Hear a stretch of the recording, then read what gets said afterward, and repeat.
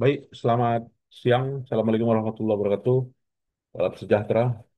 Kita Waalaikumsalam warahmatullahi lanjutkan wabarakatuh. kembali ya, Bapak Ibu, terkait dengan uh, seksi corporate governance, ya, tata kelola organisasi, ya, dan juga pentingnya pengendalian, ya, yang berhubungan dengan masalah peranan dan juga berhubungan dengan etika, ya.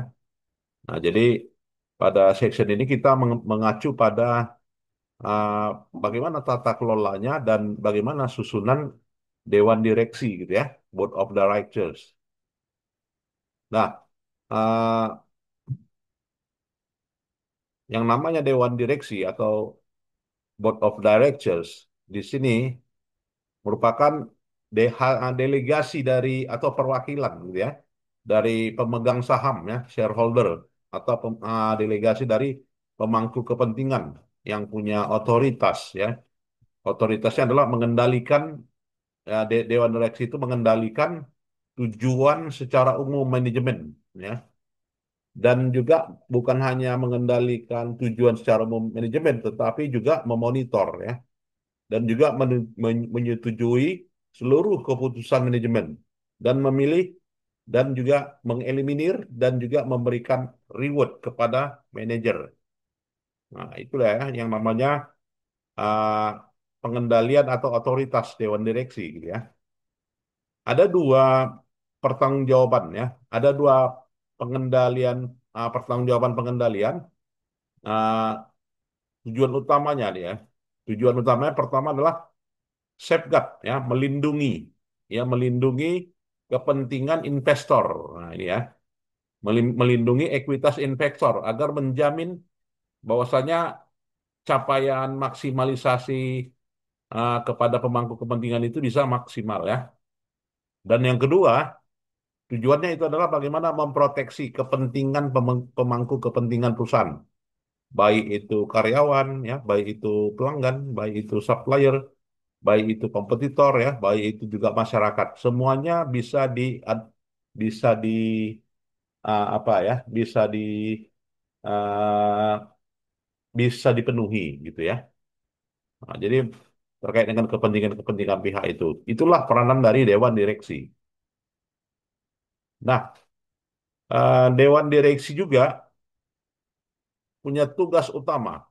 Tugas utamanya adalah duty of care.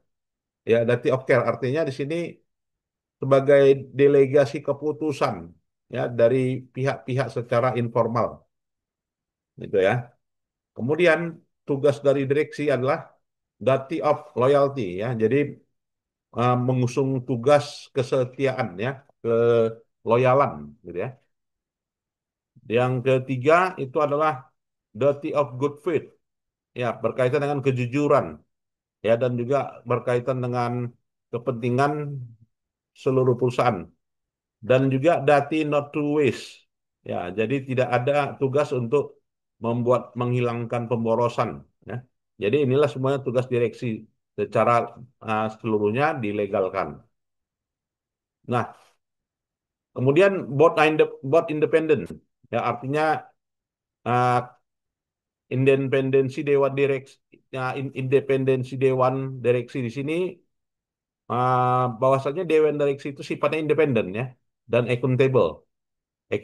Independen accountable kepada seluruh pemangku kepentingan, dan juga melangsungkan melangsungkan kepemimpinan visi misi tersebut secara independen dan juga secara interlocking directoritis ya.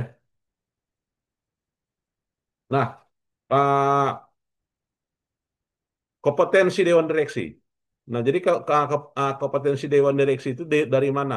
Dari hasil seleksi gitu ya. Jadi dari hasil seleksi dianggap ya, kalau manajer berpengalaman pada perusahaan lain yang sejenis gitu ya, ada prestasi gitu ya, maka dari seleksi itu diambil ya. Yang kedua, dari review dan persetujuan jangka panjang ya, terkait dengan visi misi perusahaan secara menyeluruh dan pentingnya keputusan manajemennya. Jadi kompetensinya harus ditonjolkan ya, Jadi prestasi seorang dewan direksi itu harus ditonjolkan. Nah, dan juga komite audit. Nah, komite audit di sini tujuannya adalah bagaimana ya memantau ya secara menyeluruh proses pelaporan keuangan, bukan hanya memantau secara menyeluruh proses pelaporan keuangan saja, tetapi juga pengendalian pengendaliannya ya, dan juga menentukan dewan auditor ya atau kantor akuntan publik. Dan dewan direksi di sini berfokus kepada secara relatif gitu ya, berkaitan dengan fungsi-fungsinya. Nah, jadi secara umum fungsi-fungsi dari perusahaan dan komite audit itu harus menyesuaikan ya dengan sudut pandang atau juga literasi keuangan ya, atau juga menyesuaikan dengan uh, apa ya uh, apa ya terkait dengan independensi dewan direksi. Baik, kemudian kompensasi komite kompensasi.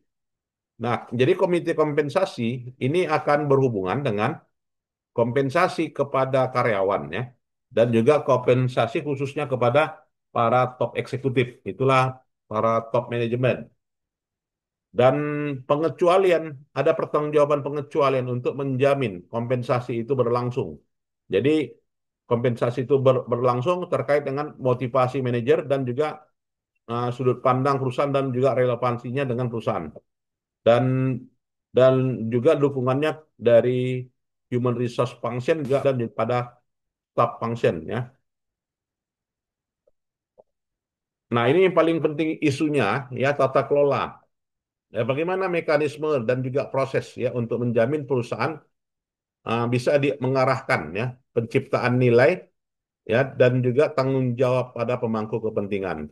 Jadi tata kelola di sini harus menyetujui ya bentuk-bentuk harus apa ya menyesuaikan dengan perilaku dari top manajemen. Nah, ini. Jadi tata kelola itu harus selaras dengan tindakan manajemen. Kemudian juga hubungannya dengan pengendalian manajemen bagaimana atau disebut dengan manajemen control system. Nah, hubungannya dengan manajemen control system, maka di sini tata kelola perusahaan gitu ya, difokuskan kepada lingkup manajemen control system.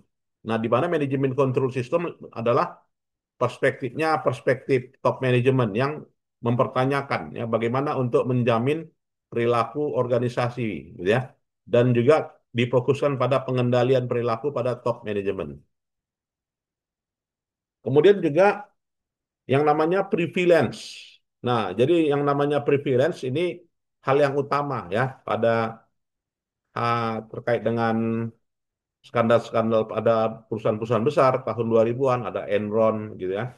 Tahun 2008 ada financial crisis gitu ya.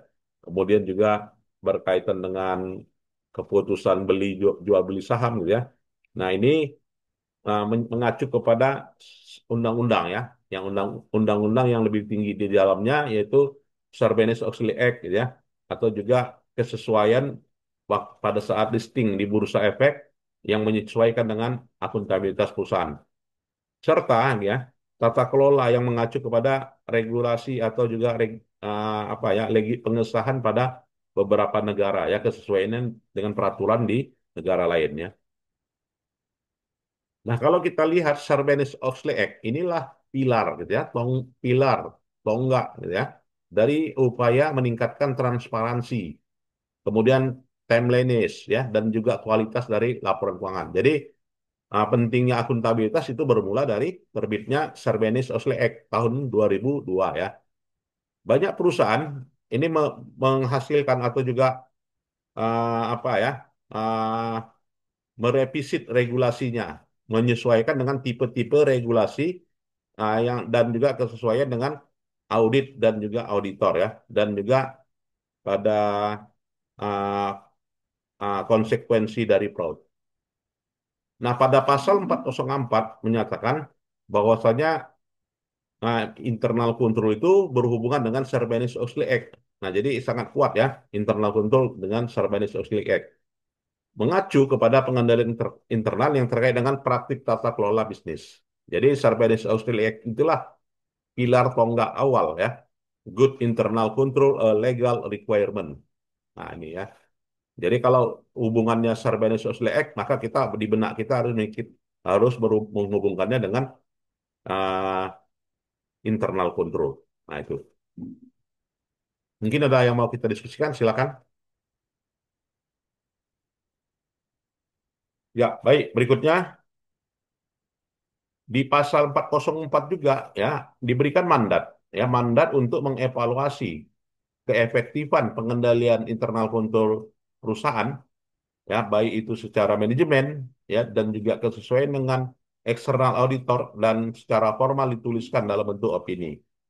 Manajer dan juga auditor menguji pengendalian internal dan dari keseluruhan laporan keuangan meliputi kebijakannya, kemudian keefektifan komite audit, kemudian integritas, ya, kemudian program whistleblower dan juga top at the top. Apa itu efektivitas?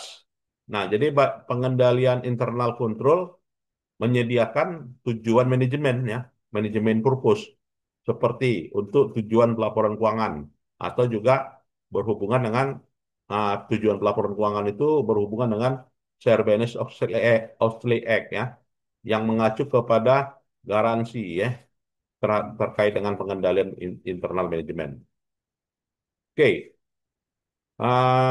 bagaimana halnya hubungan antara tata kelola gitu ya dengan dampak ini ya aturan hukum yang berlaku yang berbeda-beda di antara berbagai negara gitu ya.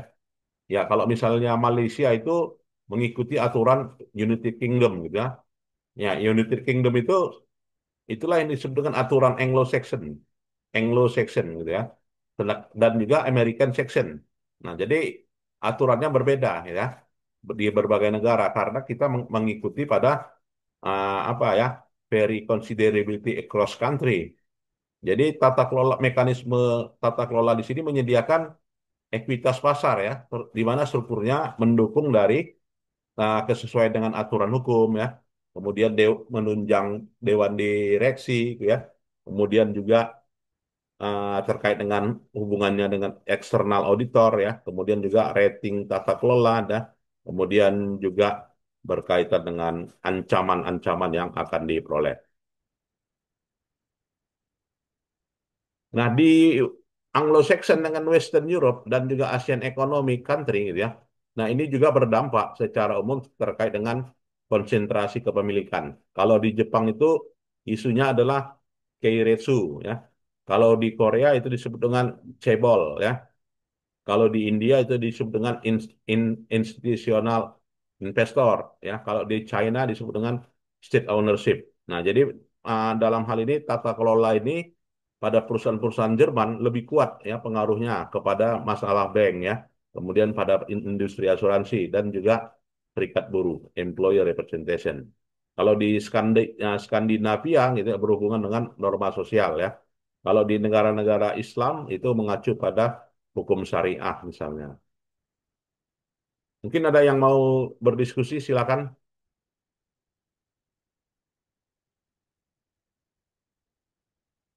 Gue bilas ya.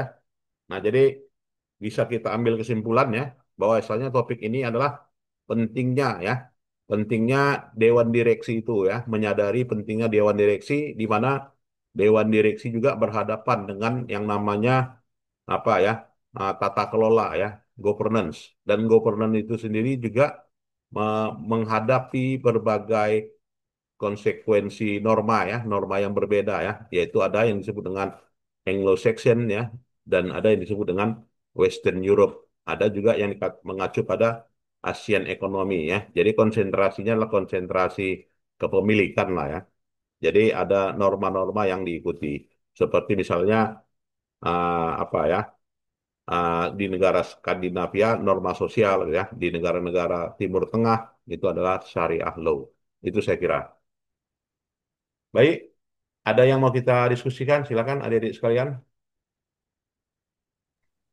Izin Pak, saya mau bertanya Pak.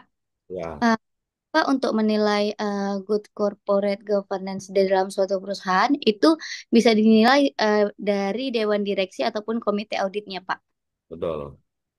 Mm. Ya, jadi keberadaan dari komite audit itu wajib, ya kan, sebagai bagian dari good tegaknya good corporate governance. Komite audit itu sejak kapan ada? Ya kan, kalau ada komite audit, sebenarnya kan udah ada dewan komisaris ya.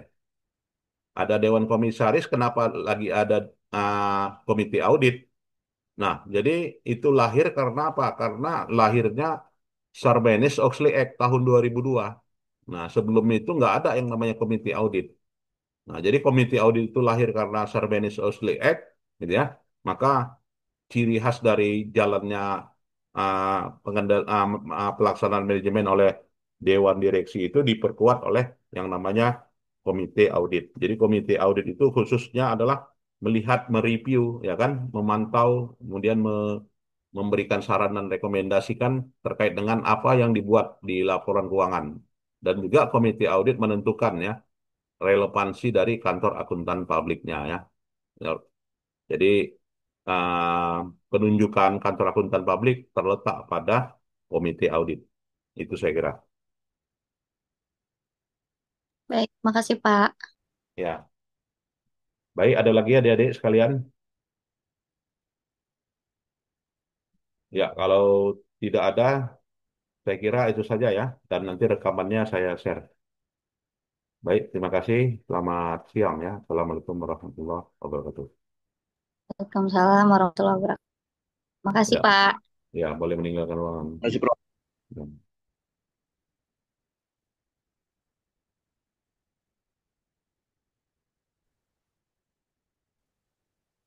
Permisi, Pak.